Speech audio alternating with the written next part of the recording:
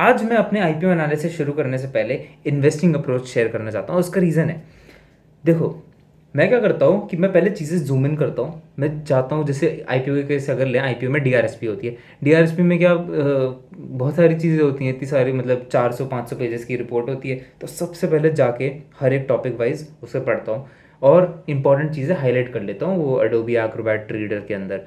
तो ऐसे पढ़ता रहता हूँ और पीछे जाके ज़्यादा नहीं दिखता, बस ऐसी नॉवल, ठीक है। और फिर लास्ट में जूम आउट करता हूँ और वहाँ पर एक बिगर पिक्चर देखने की कोशिश करता हूँ। वहाँ देखता हूँ कि जो चीज़ें अंडरलाइन करी, जो अलग अलग एनालिसिस करी, जैसे बीच में उसके बाद वो भी कर लिया रेशियो एनालिसिस, या फिर एबिटा बढ़ रहा है या नहीं, या फिर रेवेन्यू बढ़ रहा है, वो अलग अलग चीज़ें फैक्टर्स देख ली, छोटी छोटी चीज़ें देख ली, एक्विजिशंस वगैरह।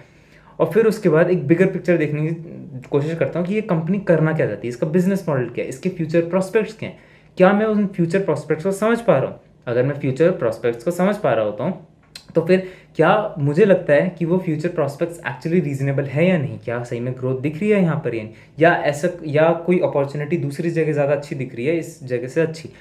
तो ये सारी चीज़ें देखने की कोशिश करता हूँ, फिर अपना डिसीजन बनाता हूँ।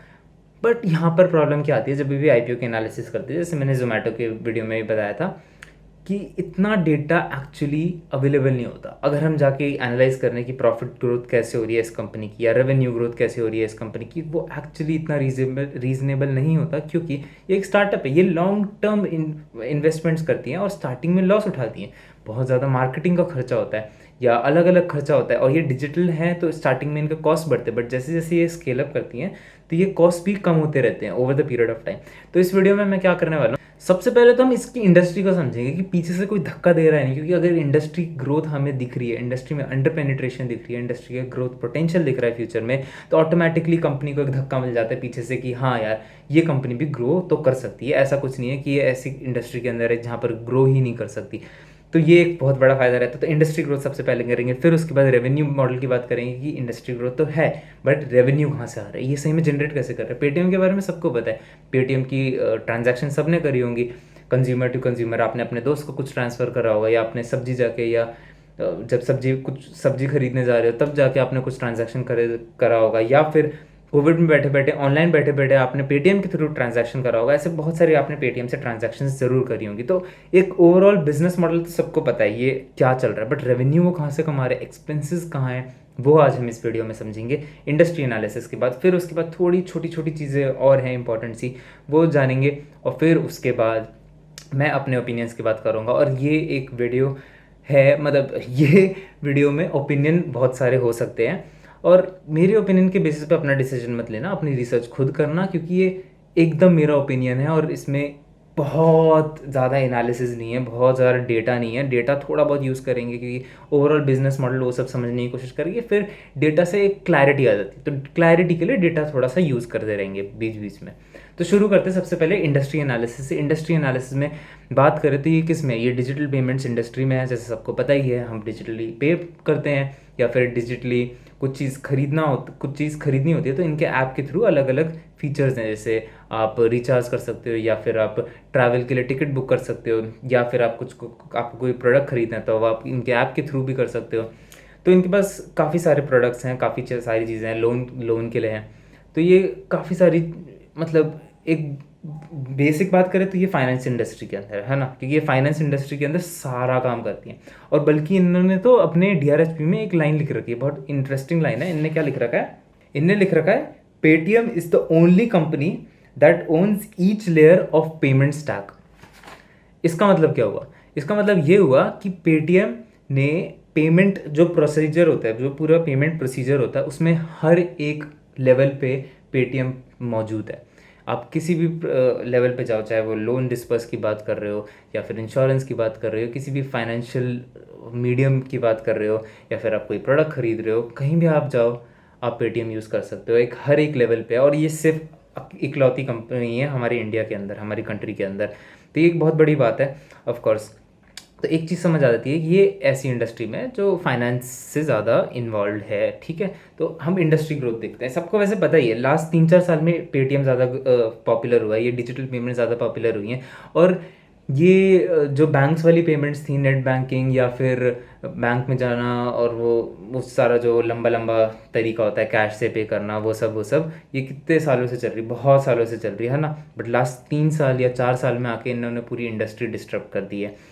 और फिर ये इसी से ही हमें ऑटोमेटिकली पता चल जाता है कि इनके पास ग्रोथ अपॉर्चुनिटी कितनी ज़्यादा है। बट एक बार डेटा से थोड़ा सा कंफर्म कर लेते हैं, ठीक है। सबसे पहले अगर हम इसमें बात करें तो देखते हैं नॉर्मल इंटरनेट पेनिट्रेशन की। इंटरनेट पेनिट्रेशन मैंने नौकरी वाली वीडियो में बात करा, जोमेटो वाली वीडियो में बात करा, यहाँ पर भी पता चल रहा है कि कितनी ज़्यादा अंडर पेनिट्रेशन है, कितनी ज़्यादा ग्रोथ पोटेंशियल है, ज़्यादा वो कहना बेटर रहेगा, कितना ज़्यादा ग्रोथ पोटेंशियल है इंडिया के अंदर एस्टिमेट्स के हिसाब से भी, कि इंडिया 16% से एक्टिव इंटरनेट यूजर्स क्रिएट कर सकता है नेक्स्ट 5 साल में। ये बहुत बड़ा नंबर है ऑफकोर्स, है ना। तो एक धक्का तो मिल गया पेटीएम को। उसके बाद अगर हम डिजिटल पेमेंट्स की बात करें, जिसमें वो एक्चुअली सही में बहुत ज़्यादा ऑपरेट करते हैं, जिसके बारे में हम सब जानते हैं, उसमें भी ग्रोथ सब अच्छे से दिखाई रहा है। यहाँ आप ग्रोथ देख ही सकते हो, आपको खुद भी लग ही रहा होगा कि ऑफकोर्स इतना ज़्यादा पोटेंशियल है इसमें कि मोस्टली आप अपनी ट्रांजैक्शन सिर्फ पेटीएम के थ्रू या किसी भी डिजिटल पेमेंट ऐप के थ्रू शुरू कर दोगे, ठीक है। तो यहाँ से वो भी चीज़ कंफर्म हो जाती है।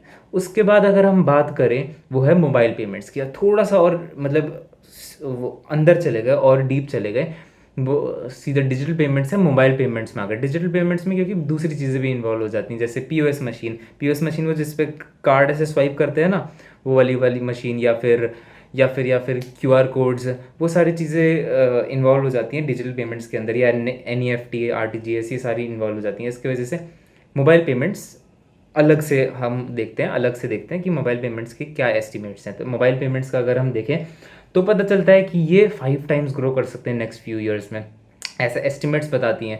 फिर उसके बाद अगर हम पर्टिकुलरली बात करें कि कंज्यूमर टू मर्चेंट, मतलब कंज्यूमर मर्चेंट को पे कर रहा है, यानी आप जब जाके कुछ चीज़ खरीदते हो या फिर आप ऑनलाइन कोई प्रोडक्ट खरीदते हो, वहाँ से डिजिटल पेमेंट्स कितनी ज़्यादा होंगी, वो 7.6 टाइम्स ग्रो कर सकता है नेक्स्ट 5 साल के अंदर। तो ये भी एस्टिमेट्स ने अगेन एक और धक्का मिल गया पेटीएम को आगे बढ़ने का।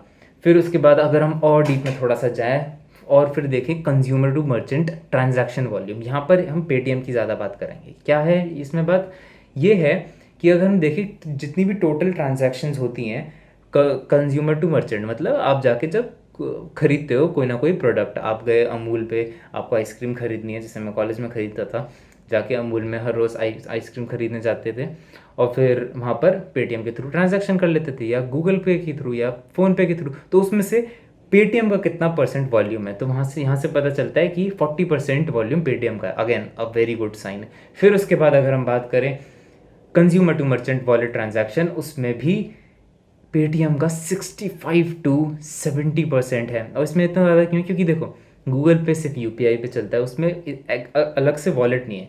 पेटीएम के अंदर वॉलेट भी है, यूपीआई भी है। तो वॉलेट का इनका थोड़ा मतलब ज़्यादा मार्केट शेयर है, क्योंकि ज़्यादा कंपनीज़ के पास वॉलेट नहीं है। भारत पे भी शायद वॉलेट यूज़ नहीं करती, फ़ोन पे वॉलेट यूज़ करती है शायद। तो उसके वजह से मेनली इनके पास एक डोमिनेंट मार्केट शेयर है वॉलेट के अंदर। तो ये अगेन काफ़ी अच्छा पॉइंट है पेटीएम के लिए, क्योंकि ये क्या करती है, जो वॉलेट में पैसा जाता है उसमें से कुछ परसेंट पैसा ये डाल देती है एफडी में आराम से मस्त पैसा कमाती है ये ओवर द ईयर्स। तो ये एक अच्छा पॉइंट है। फिर अगर थोड़ा सा और आगे बढ़े इंडस्ट्री के अंदर, क्योंकि ये सिर्फ और सिर्फ ऐसे ट्रांजैक्शन वाले उसमें इन्वॉल्व नहीं है, मैंने क्या बताया कि वो अलग अलग चीज़ों में भी इन्वॉल्व है, जैसे वो ऑनलाइन टिकटिंग, जब आपको किसी इवेंट के लिए या मूवी के लिए टिकट बुक करनी होती है, या ट्रैवलिंग के लिए फ़्लाइट्स बुक करनी होती है, या फिर आपको कुछ खाने का मंगवाना होता है, तो ये सारे ऑप्शंस उनकी वेबसाइट या ऐप पे अवेलेबल हैं। तो उसकी वजह से उनका भी एक बार थोड़ा सा वो देख लेते हैं कन्विंस होने के लिए, वैसे तो पता ही है ओवरऑल। तो यहाँ पर अगर देखें तो ऑनलाइन गेमिंग का 36% ग्रोथ एस्टिमेट है नेक्स्ट 5 साल के लिए। 34 to 36% बहुत बड़ा अमाउंट है। फिर उसके बाद ट्रैवल टिकटिंग में 9%, फिल्म टिकट में 5%, ई टेल में 28 to 31%, ई ग्रॉसरी यानी जोमेटो वगैरह नहीं, जोमेटो नहीं, ग्रोफर्स या बिग बास्केट जैसा, उसमें 43%, ऑनलाइन फूड डिलीवरी में 36%, इंडियन एडवर्टाइजिंग में 20%। तो बहुत बहुत पोटेंशियल है इनके पास इंडस्ट्री में, काफ़ी ज़्यादा धक्का ऑलरेडी मिल चुका है। बट एक और लास्ट की बात करते हैं इंडस्ट्री में, वो फाइनेंशियल स्पेस के अंदर भी लास्ट 1-2 साल से एंटर करिए, और मैं आप आगे डिस्कस करूंगा एग्जैक्टली क्या क्या चीज़ें हैं, बट उससे पहले इंडस्ट्री का समझ लेते हैं, इंडस्ट्री में क्या है। तो इंडस्ट्री में, बट इंडस्ट्री के जानने से पहले एक बात बता दूं, इंडिया में फाइनेंशियलाइजेशन बहुत ही अंडर पेनिट्रेटेड है। मतलब बहुत नेक्स्ट 10-20 साल तो काफ़ी ज़्यादा पोटेंशियल है फाइनेंशियलाइजेशन का इंडिया के अंदर, चाहे वो बैंक्स के अंदर हो, चाहे वो इंश्योरेंस के अंदर हो, चाहे वो स्मॉल फाइनेंस बैंक्स के अंदर हो, या फिर म्यूचुअल फंड्स में हो। बहुत बहुत पोटेंशियल है, और वो नंबर से हमें डायरेक्टली अभी दिख जाएगा।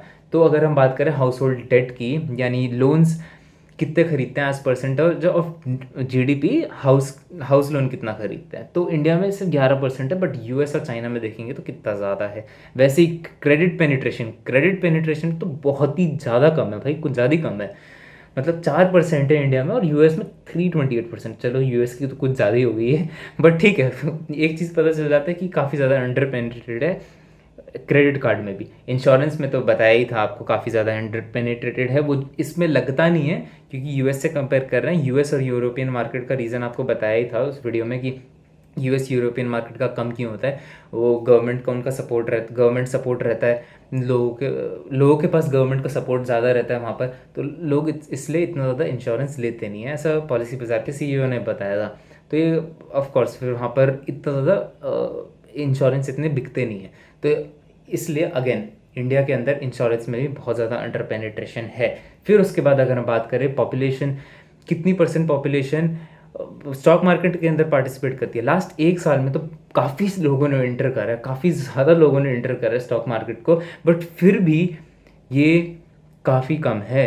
दो ये डेटा थोड़ा पुराना है, ये 1-2 साल पहले का डेटा है, बट फिर भी अगर हम लास्ट 1 साल का भी गिन ले तो ज़्यादा से ज़्यादा ये 6-7% हो जाएगा, उससे ज़्यादा तो मुझे लगता नहीं होगा। फिर भी 6-7% भी है तो काफ़ी ज़्यादा अंडर पेनिट्रेशन है, यहाँ भी ग्रो होने का चांस है, म्यूचुअल फंड में भी बहुत ग्रो होने का पोटेंशियल है। तो डेटा से काफ़ी पता चल गया कि ये जिस जिस इंडस्ट्री में है, इनके पास धक्का पीछे से मारने के लिए तो बहुत कुछ है, इनको बस अपना कमाल दिखाना है थोड़ा सा और, ठीक है। तो इसलिए हम थोड़ा सा इनका रेवेन्यू मॉडल समझते हैं। ये एक्चुअली ये पैसा कहाँ से कमाते हैं, जब हम ट्रांजैक्शंस कर रहे होते हैं हमें तो फ्री लग रही होती है, पेटीएम में कौन सा पेड लग रहा होता है, नहीं लग रहा होता है ना। जब हम दोस्त को पे कर रहे होते हैं, जब हम मर्चेंट्स को पे कर रहे होते हैं, मर्चेंट्स मतलब दुकानदारों को पे कर रहे होते हैं, या हम ऑनलाइन ट्रांजैक्शन कर रहे होते हैं, सारी फ्री लग रही होती हैं, बट एक्चुअली ये पीछे से चार्ज हो रही होती हैं। ये चार्ज हो रही होती है मर्चेंट्स को।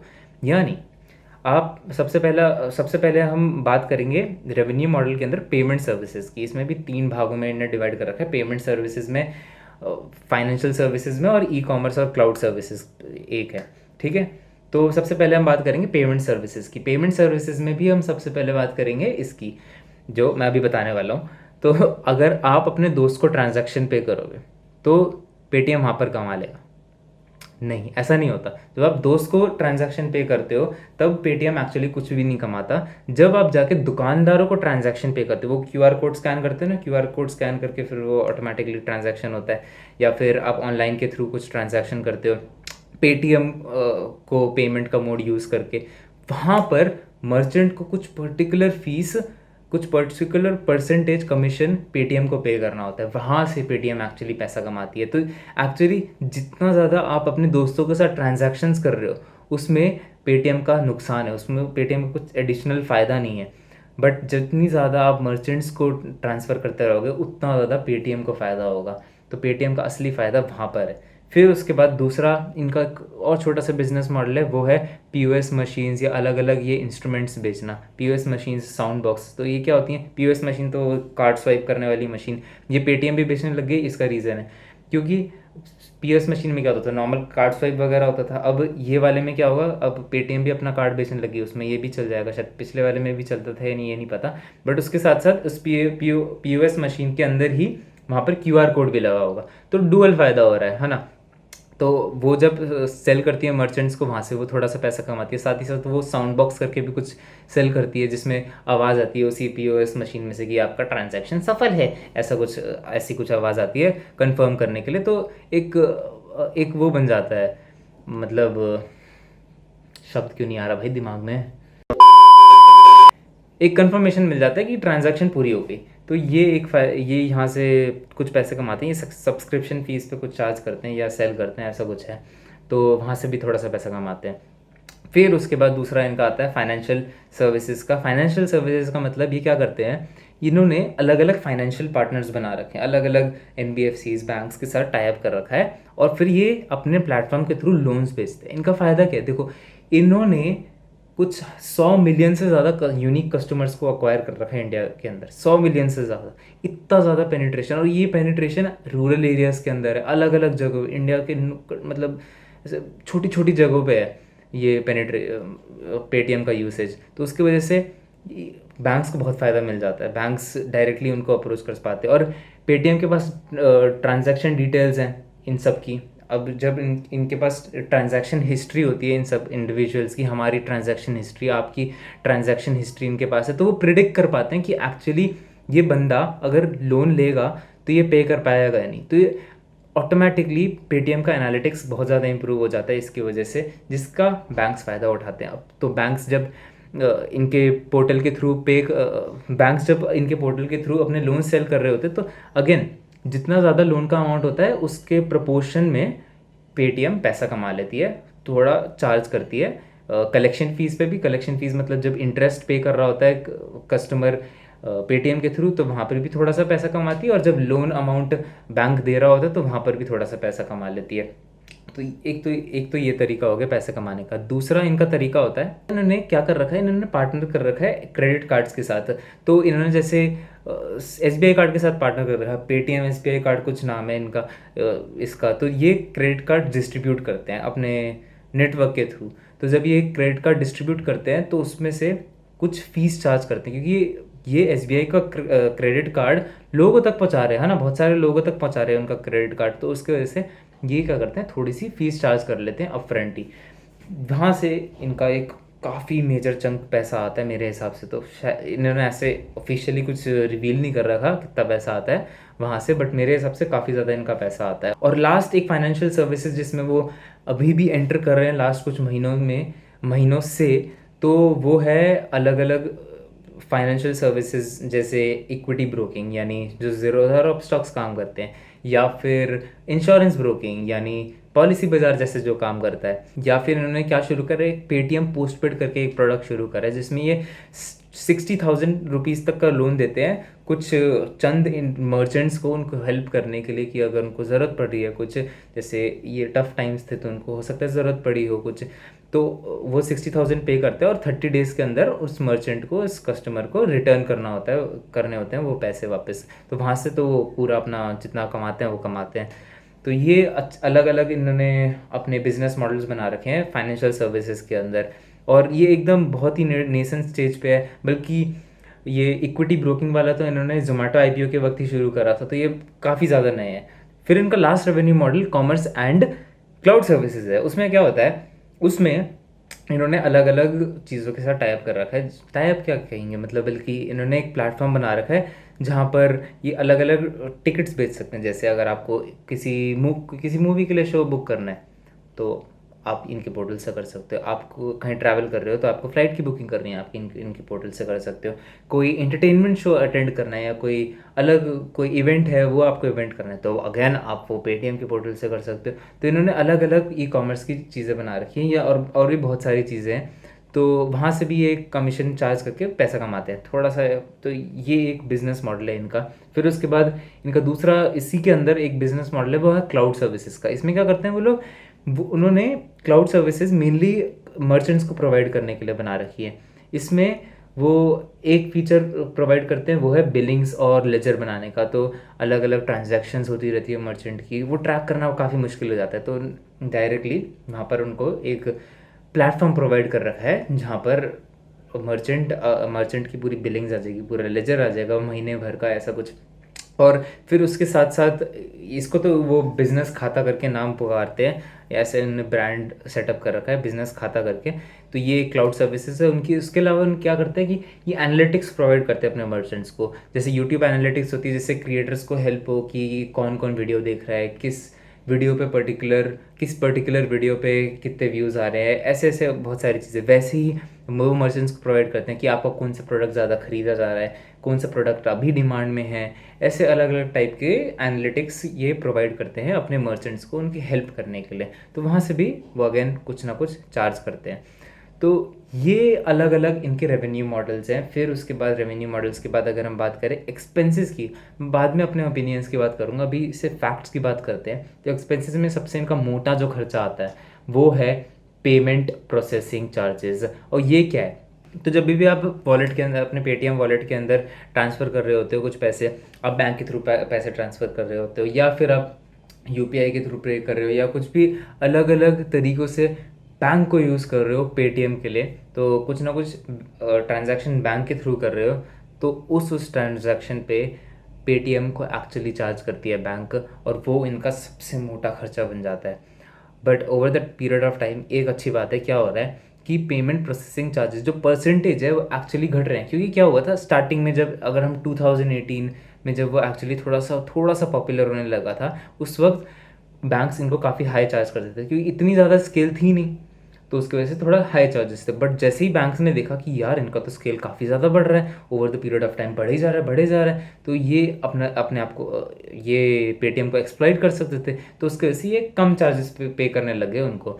और हमें नतीजा तो दिख ही रहा है, तो उसकी वजह से एक्सपेंसेस कम होते रहे, प्रॉफिटेबिलिटी हल्की हल्की सी बढ़ती रही, बट अभी भी वो लॉस में ही है। क्योंकि दूसरा एक और एक्सपेंस आ जाता है, वो दूसरा मेजर एक्सपेंस है, वो है मार्केटिंग का। अब मार्केटिंग का, जैसे आप इस ग्राफ में भी देख सकते हो, यहाँ से पता चलता है कि marketing expenditure actually revenue growth के अगर प्रोपोर्शनली बात करें तो वो कम हो रहा है, और काफ़ी अच्छे से कम हो रहा है, क्योंकि इनिशियली इनको अपने ब्रांड बढ़ाना था, है ना। बट अब ये वर्ड ऑफ माउथ से पेटीएम के बारे में सबको ऑलमोस्ट पता ही है, तो उस ऑफ कोर्स मतलब अभी भी बहुत पोटेंशियल है, बट फिर भी वर्ड ऑफ माउथ से पेटीएम के बारे में सबको पता चल गया है। या तो पेटीएम, जीपे, फ़ोनपे, या तीन के बारे में मतलब मोस्टली लोगों को पता ही है। तो फिर अगेन इन्होंने मार्केटिंग एक्सपेंसेस थोड़े से कम कर दिए, थोड़े से बढ़ा भी सकते हैं, बट इतना इम्पैक्ट नहीं होगा जैसे पहले होता था, क्योंकि पहले रेवेन्यू ही कम था, उसकी वजह से प्रॉफिटेबिलिटी आना बहुत मुश्किल था मार्केटिंग एक्सपेंसेस की वजह से। But over the period of time marketing expenses stabilise हो जाएंगे, मेरे हिसाब से 20% या 15% के आसपास रहेंगे पेटीएम के मार्केटिंग एक्सपेंसेस। अब ना यार, मेन बात तो कर ली हमने, रेवेन्यू की बात कर ली, एक्सपेंसेस की बात कर ली, इंडस्ट्री एनालिसिस की बात कर ली, कुछ बातें थोड़ी सी रहती हैं। वो क्या है, मेरा ना एक्चुअली डीआरएचपी के अंदर या नॉर्मल एनुअल रिपोर्ट्स के अंदर भी एक बहुत फेवरेट सेक्शन है। बहुत फेवरेट क्या होता है, फेवरेट सेक्शन है, वो है मैनेजमेंट डिस्कशन एंड एनालिसिस वाला पार्ट। वो वाला पार्ट आपको भी ज़रूर पढ़ना चाहिए, क्योंकि उसमें एक्चुअली वो अपना बिजनेस मॉडल समझाते हैं, और कुछ कुछ ऐसे मेट्रिक्स होते हैं जो हर इंडस्ट्री में अलग अलग होते हैं, तो वो जनरलाइज नहीं कर सकते। जैसे क्या है, रेवेन्यू बहुत जनरलाइज्ड एक यूज टर्म है, एबिटा यूज टर्म है, प्रॉफिट यूज टर्म है, हर कंपनी यूज़ करती है। बट ऐसी कुछ टर्म्स होती हैं जो अलग अलग इंडस्ट्री, अलग अलग कंपनीज यूज़ करती है, और वो बेटर मेट्रिक्स होते हैं उस इंडस्ट्री को एनालाइज करने के लिए, उस कंपनी को एनालाइज करने के लिए। वैसे ही इसमें भी ऐसे कुछ मेट्रिक्स हैं, इनको नॉन गैप मेट्रिक्स बोलते हैं, बट वो ठीक है। फिर उसके बाद मतलब तो उनकी अगर हम बात करें तो उसमें सबसे पहला आता है जीएमवी। जीएमवी क्या होता है, जीएमवी है ग्रॉस मर्चेंडाइज वैल्यू। यानी जब भी आप जाके किसी दुकानदार से, जब दुकानदार को पे करते हो, तो ओवरऑल टोटल पेटीएम के पोर्टल से कितनी ट्रांजैक्शन वैल्यू ट्रांसफ़र हो रही है मर्चेंट को, ये उसका मतलब नाप है। ठीक है, तो ये उसकी वैल्यू है। तो यहाँ पर अगर हम देखें तो over the period of time last कुछ क्वार्टर से ये कंटिन्यूसली राइज कर रहा है। बस Q1 में गिरा था क्योंकि कोविड आ गया था, लॉकडाउन हो गया था, उसकी वजह से एक काफ़ी बड़ा इम्पैक्ट दिखा था। But over the long term हमें दिख रहा है काफ़ी अच्छे से ये ग्रो करे जा रहा है, और कोविड ने एक्चुअली इसको थोड़ा बूस्ट भी करा है, डिजिटल पेमेंट्स को थोड़ा बूस्ट करा है, ये अच्छी बात है। बट उसके साथ साथ दूसरा फैक्टर देखते हैं, ये ट्रांजैक्शन वैल्यूज़ तो बढ़ रही है, बट उसके साथ साथ लोग बढ़ रहे हैं। लोग जो इनका पेमेंट पोर्टल यूज़ कर रहे हैं मंथली बेसिस पे हर रोज़, वो बढ़ रहे हैं या नहीं। तो एक दूसरा मेट्रिक होता है, वो होता है average monthly transaction users, average MTU, जो इन्होंने यहाँ पर लिखा हुआ है। यहाँ पर अगर हम देखें तो average MTU over the period of time again बढ़े जा रहा है। एवरेज MTU मतलब मंथ में अगर आप एक भी ट्रांजैक्शन करते हो तो यहाँ पर वो गिन लेते हैं। तो ये 3 मंथ्स की एवरेज ले लेते हैं और ये क्वार्टर बेसिस पे ऐसे बना देते हैं। तो ये एवरेज MTU, तो मतलब लोग भी ज़्यादा यूज़ कर रहे हैं और पेमेंट्स भी ज़्यादा हो रही हैं। अब इसके अलावा एक और मेट्रिक की बात करें, वो है मंथली MGV, यानी monthly gross merchandise value upon MTU। ये क्या है कि मतलब हर बंदा, अगर हर पर्सन यानी आपसे, आप ऑन एन एवरेज कितनी ट्रांजैक्शन करते हो एक क्वार्टर के अंदर या एक मंथ के अंदर, उसकी वैल्यू अगर हम कैलकुलेट करें तो वो कितनी आती है, तो वो पता चलता है कि over the period of time again वो काफ़ी तेज़ी से बढ़ रहा है। Monthly transactions on an average लोगों की 7,000 रुपीज़ थी और वो अब 9,700 तक पहुंच चुकी है। अगेन ये एक बहुत इंपॉर्टेंट फैक्टर है।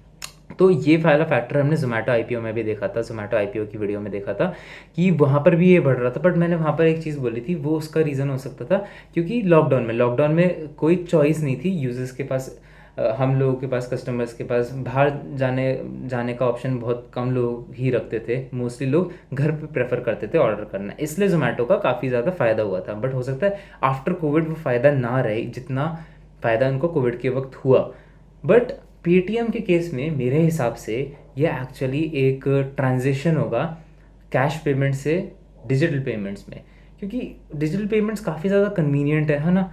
बट अगर खाने की बात करें, खाना एक्चुअली हमें दोस्तों के साथ जाना है या कोई फैमिली गैदरिंग्स हो या अलग अलग गैदरिंग्स पे जाने में हमें मज़ा आता है, जो कोविड के वक्त रिस्ट्रिक्ट हो गया था और जिसका फ़ायदा जोमेटो को मिल गया था। बट यहाँ, और वो हो सकता है जोमेटो के केस में रिटेन ना हो, बट यहाँ इस केस में मेरे हिसाब से ये रिटेन कर सकता है। तो ये एक अच्छा पॉइंट है मेरे हिसाब से। फिर उसके बाद अगर हम बात करें लोन डिस्पर्सेस की, जैसे बताया था फाइनेंशियल सर्विसेज में ये एक तरीका जहाँ से पैसा कमाते हैं वो है लोन डिस्पर्सेस। अलग अलग फाइनेंशियल पार्टनर से कोलैबोरेट करके फिर लोन्स बेचते हैं, तो वो काफ़ी अच्छी ग्रोथ दिख रही है। तो एक बहुत अच्छा पॉइंट है कि मतलब लोन सर्विसेज से भी जो इनका एक नया प्रोडक्ट है वहाँ से ये over the period of time काफ़ी ज़्यादा ग्रोथ दिखा सकते हैं। बहुत अच्छा पॉइंट है। फिर उसके बाद एक इंटरेस्टिंग पॉइंट आता है जिस पे मुझे बात करनी थी, वो है payment processing charges as a percentage of GMV. मतलब जितनी आप ट्रांजैक्शन कर रहे हो मर्चेंट्स के पास, उसमें से कुछ परसेंट तो मर्चेंट के पास जा रहा है, ठीक है। और फिर कुछ कुछ कौन चार्ज कर रहा है एक्सपेंसेस में चार्ज कर रहे हैं बैंक, ठीक है। तो पेटीएम कमा रही है मर्चेंट से और पेटीएम के एक्सपेंसेस पड़ रहे हैं बैंक से, ठीक है। तो यहाँ पर हमने सबसे ज़्यादा चार्जेस भी देखे थे कि पेमेंट प्रोसेसिंग चार्जेस थे। बट ओवर द टाइम अगर हम परसेंटेज में देखें, कितने प्रोपोर्शन में जीएमवी के प्रोपोर्शन में देखें, तो वो एक्चुअली आधा हो गया लास्ट 2 साल के अंदर ही, क्योंकि वो स्केल अप करा तो बैंक्स कम चार्ज कर रहे हैं। और भी रीजंस हैं। अब वो क्या कोशिश कर रहा है पेटीएम, वो इसके साथ साथ कोशिश कर रहा है कि अपने प्रोडक्ट मिक्स बढ़ा ले। मतलब अलग अलग प्रोडक्ट से इनको अलग अलग अमाउंट के पैसे मिलते हैं। जैसे अगर वो क्रेडिट कार्ड बेच रहे हैं, यानी एसबीआई कार्ड के साथ जो पार्टनरशिप थी, वहाँ से इनको बहुत ज़्यादा ट्रांजैक्शन मतलब रिलेटिवली ज़्यादा इनको कमीशन मिलता है। तो एक वो तरीका हो गया। एक दूसरा तरीका हो गया पेटीएम पोस्टपेड, जो इन्होंने शुरू करा है 60,000 रुपीज़ तक बेचने वाला, वो एक तरीका हो गया। फिर दूसरा यूपीआई, एक तीसरा यूपीआई हो गया। यूपीआई में ये एक्चुअली कुछ भी चार्जेस नहीं लेते मर्चेंट से, कुछ भी चार्जेस नहीं ले सकते मर्चेंट से। सो ज़ीरो रेवेन्यू मिलता है इनको यूपीआई से। बट वो इम्पॉर्टेंट है अपना स्केल बढ़ाने के लिए, इसलिए वो लास्ट 2-3 साल से यूपीआई पे भी फोकस कर रहे हैं। दो वो शायद over the period of time UPI पे फोकस थोड़ा सा कम कर देंगे जब वो ऑलरेडी इतना स्केल अप हो चुके हैं। तो वो तो एक देखने वाली बात है। ये सब प्रोडक्ट मिक्स में एक बैलेंस बनाने की वाली बात है, जिससे over the period of time इनको फ़ायदा रहे हमेशा, चाहे यूपीआई से हो, चाहे वो क्रेडिट इससे हो, चाहे वो पेटीएम वॉलेट से हो, चाहे वो पेटीएम पोस्टपेड से हो।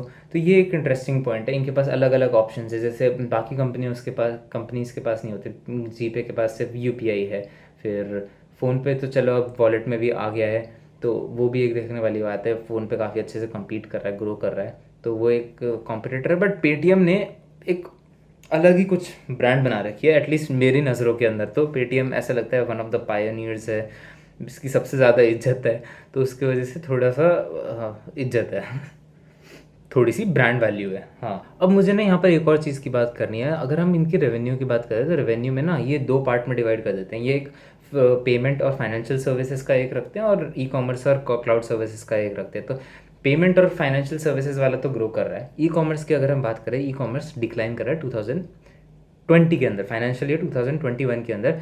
उसका रीज़न मेनली यही है क्योंकि ई कॉमर्स में वो टिकट्स वगैरह बेचते थे, मूवीज़ की, इवेंट्स की, ट्रैवल टिकट्स। तो वो इंडस्ट्रीज़ इतना ज़्यादा डिक्लाइन करी हैं, 88% तक इवेंट्स इंडस्ट्री डिक्लाइन करी है, ट्रैवल इंडस्ट्री 55% तक डिक्लाइन करी है। उस सब की वजह से इन्हीं ई कॉमर्स में डिक्लाइन की है, वो ठीक है।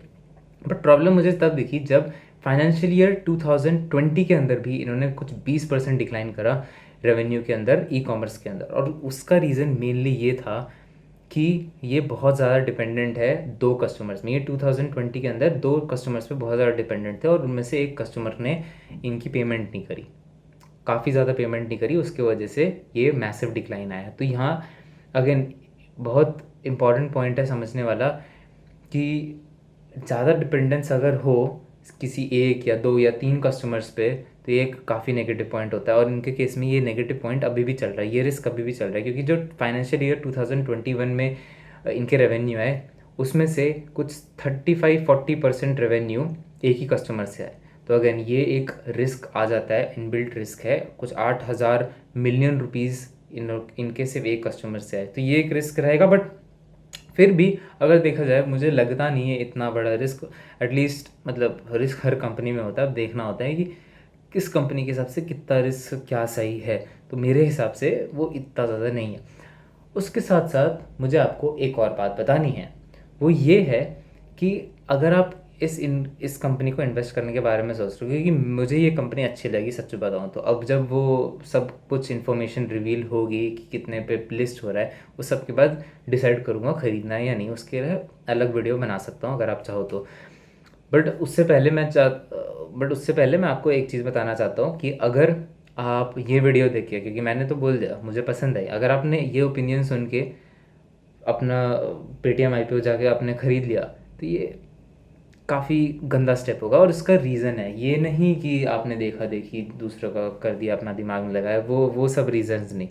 मेन रीज़न ये है कि एक्चुअली इन्वेस्टिंग में ना प्रॉब्लम क्या होती है, सब अपने अलग अलग तरीक़ों से देखते हैं। तो जब अब मैं ये वीडियो बना रहा हूँ, ये वीडियो बनाते वक्त जो भी मैं फैक्ट्स प्रेजेंट कर रहा हूँ वो मैं अपने हिसाब से प्रेजेंट कर रहा हूँ। मैंने काफ़ी सारे फैक्ट्स ऑफकोर्स एलिमिनेट कर रहे हैं, वरना तो मैं शुरू करता हर फाइन डिटेल की बात करते थे, बहुत लंबी वीडियो हो जाती। मैं वीडियो थोड़ी सी छोटी रखना चाहता हूँ, दो इतनी लंबी हो गई पता नहीं कैसे, बट ठीक है।